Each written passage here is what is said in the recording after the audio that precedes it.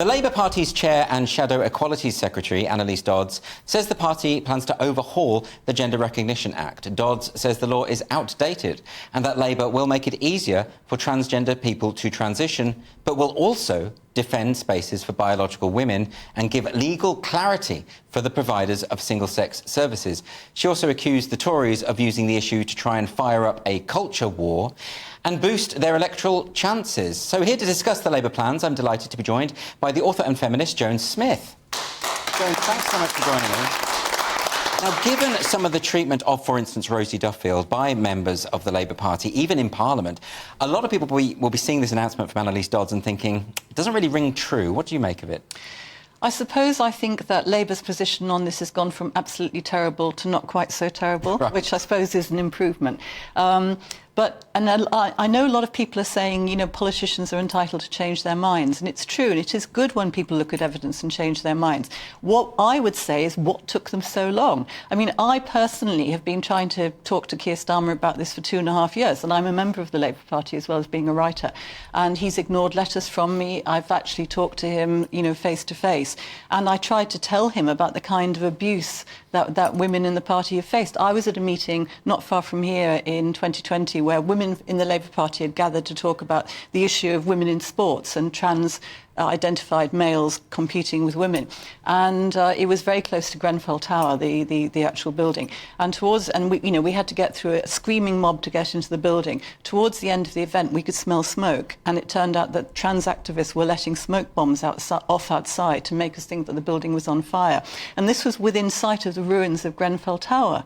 I mean, this is terrible behaviour. It does feel as though the kind of tactics deployed by trans activists, people turn a blind eye to it. I mean, you wrote this week about what happened in Scotland last weekend, where a woman was punched in the face and the perpetrator given just a warning. That's right, yes. And, you know, what we've been up against for a very long time is people saying, oh, this debate is toxic on both sides. But, you know, people like me don't try and prevent the other side from speaking. We don't say that they don't have a right to hold meetings. I've been at meetings where I spoke on International Women's Day. I chaired a meeting at Swansea at the university, and we had to have 12 security guards because there was a petition saying that we shouldn't be able to hold the meeting and so on. I mean, our side is not trying to close debate down. It's interesting because I saw Clive Lewis, the MP, tweet out that, you know, there is toxicity on both sides, but I've never seen death or rape threats coming from a feminist to a trans activist. Maybe I'm wrong, but I haven't seen that. But I've seen a lot go the other way. And you see, one of my problems with what Labour is doing now is that I welcome the fact that they're dropping self-ID. That is progress. Yes. But it's taken them a hell of a long time, and I don't think you can simply have an article, give one interview, and wipe out what's gone on for several years. Do you think it would be helpful if Keir Starmer, for instance, said that he regretted the treatment of Rosie Duffield, who had simply raised these concerns and then was accused of all sorts of horrible things, being a transphobe, being hateful, and then when Starmer was asked about it, he said, yes, but she shouldn't have said what she said. Yes, exactly. And it's not just women like Rosie, you know, who's had an absolutely terrible time. It's women who have stopped going to Labour Party meetings because they know they'll be smeared as bullies and transphobes and compared to Nazis and things like that. There's a really horrible ideology has taken hold in the party, and it's really hostile to women. And you know, one speech, one article in The Guardian doesn't actually solve that problem. And there are problems still with the, you know, what Labour's new policy, you know, what they're saying about women who are married to men who decide to transition. Labour keeps calling it the spousal veto. It's simply a delay to say that, you know, that you have to consider the woman in the marriage who after all married a man and might not want to be married to someone who now says that he is a woman. So I don't think Labour has completely thought this through. But of course, you know, the fact that, you know, one of the party which may be in government next year actually doesn't support self-ID anymore, that's a good thing. But they're saying all this stuff, still saying, you know, that the process is undignified and outdated. I mean, anything that people do, I mean, to get a sick note, you know, you actually have to go through a process. If you want to drive a car in this country, you have to have lessons and pass a test. I mean, you know, the current process doesn't even involve face-to-face meetings. So it's mixed messages from Labour, in other words, sort of saying, you know, well, we're going to speed up the process for gender self-ID, but at the same time we recognise biological sex.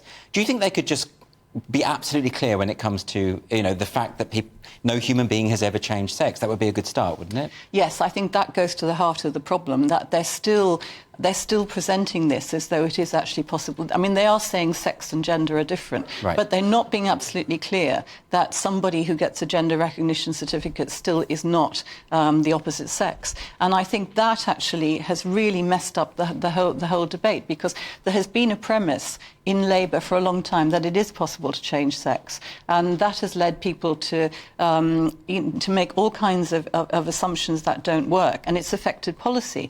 And clearly there are people who have gender dysphoria, but I don't know why Labour is now saying there only has to be one doctor to actually say that someone has dysphoria, because at the moment you have to have a doctor and a clinical psychologist. I'm not sure what their rationale is for that either, because surely it's such a huge step to get a certificate saying you're a different gender, to get a new birth certificate saying that you were born in a sex that you weren't. These are huge steps, and surely there should be some kind of gatekeeping process for that.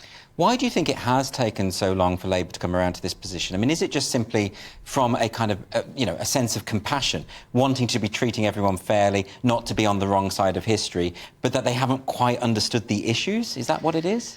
I think you could say that 4 or 5 years ago, that there was a lot of, a sense that people with gender dysphoria really are, that they're having a terrible time and they need to be supported. What Labour didn't think through was the impact of taking that position on women in the party, because you have, I'm sure a lot of people who are trans-identified are, just trying to get on quietly with their lives. But there is an ideology attached to this, and it is very militant, it is very misogynist, and what's happened is that Labour, having not actually taken clear positions on women's rights, has allowed this to grow within the party. I mean, when I wrote to Starmer 2.5 years ago, I said, and I wrote a book called Misogynies, I wrote to him and said, I have never seen misogyny so overt in the Labour Party. I'm still waiting for a response 2.5 years later. It sounds so counterintuitive insofar as Labour has always prided itself on being the progressive party, and yet, on this issue, they seem to be worse than the Tories, and I don't think the Tories are great on this either, to be honest. Well, I sometimes imagine, can you imagine interviewing Barbara Castle and saying, Barbara, can a woman have a penis? Right. I mean, historically, this is just a nonsense, isn't it? Yes. But I think it's been real cowardice, in my view. There's a lot of activists, there's a lot of people who are pushing this line, and what Labour has to do now, it has to be firm about the proposals it's making in terms of policy, but it has to do something else, which is to say we regret the impact of our previous policy on women in the party and women in the country. Women make up half the population. They make up a hell of a lot of people who knock on doors in the Labour Party. And I think we actually need to be told that we are welcome in the party. The fact that we believe in biological sex and we want single-sex spaces, that's actually a perfectly reasonable view. I think most people in the population would support that. But we have been vilified for years for saying so. And I think the party needs to recognise its part in allowing that toxic atmosphere to exist. And it's interesting because that, what you've just described, is precisely what's absent from Anneliese Dodds' article. It felt triumphalist, almost like we're the moral people, we're the good people, but they've got it so wrong for so long. Yes, and Anneliese Dodds on International Women's Day last year was on Woman's Hour and had difficulty answering the question, what is a woman? Starmer himself has said that the reason that they've made this change is that they've seen what's happened in Scotland, which of course has been a complete and utter disaster. Yes. So I'm still not convinced that they're doing it completely out of principle. I think they realise that they've hitched their wagon to an ideology which is extreme and upsetting a lot of people. And, a bit of contrition from people like Anneliese Dodds, and perhaps an apology to women, would be very welcome. Joan Smith, thanks very much for joining me. Really appreciate it.